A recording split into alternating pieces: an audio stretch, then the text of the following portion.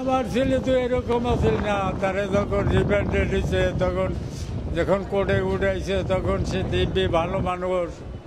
আজকে 5 দিন রিমান্ডের পর কোর্টে উঠাইছে, সে চলতে পারতেছে না, তাকে পুলিশে হাত ধরে জাগাইয়ে নিতেছে, তার কোনো সারা শব্দ নাই, সে নিস্তব মুমূর্ষু অবস্থায় মরা মানুষের মতো তারে টানিয়ে নিয়ে আসছে পুলিশে। আমি তো সাথী এরকম পাশে আমি বাবা বাবা করতেছি, তার কোনো খেয়াল নাই, দুনিয়ার কোনো খেয়াল নাই, সে তাকাইতে পারে না আমার দেখে আমি বাপ নাকি, এই বোধ শক্তি তার শরীরে নাই। নির্যাতনের শেষ নাই যা দিছে, এতে একটা সুস্থ মানুষ এভাবে অসুস্থ হয় না।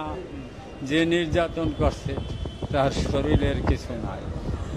আল্লাহ যদি তার হায়াত দারাজ করে তাহলে সে বাঁচিয়ে থাকবে, তা নাহলে তার বাঁচার পথ আমি দেখি না।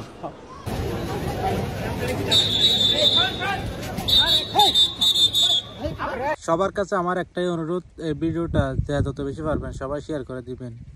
একটা মানুষ 5 দিন আগে নিয়ে গেছে সুস্থ স্বাভাবিক, আজ 5 দিন রিমান্ডের পর নিয়ে আসতেছে।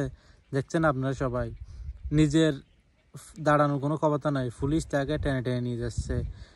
কতটা অত্যাচারিত শাসক কলে একটা মানুষকে এরকম করতে পারে তা আমার জানা নেই। এই মুরব্বীর কান্না কখনো বিফলে যাবে না। একদিন এদের বিচার বাংলার মাটিতে হবে ইনশাল্লাহ, একদিন না একদিন এদের বিচার হবে এই বাংলার মাটিতে। সবাই যত পারেন এই ভিডিওটা সবাই শেয়ার করে দিবে। একটা মানুষ সুস্থ স্বাভাবিক মানুষ 5 দিন রিমান্ডের পর কিরকম অবস্থা করবেন।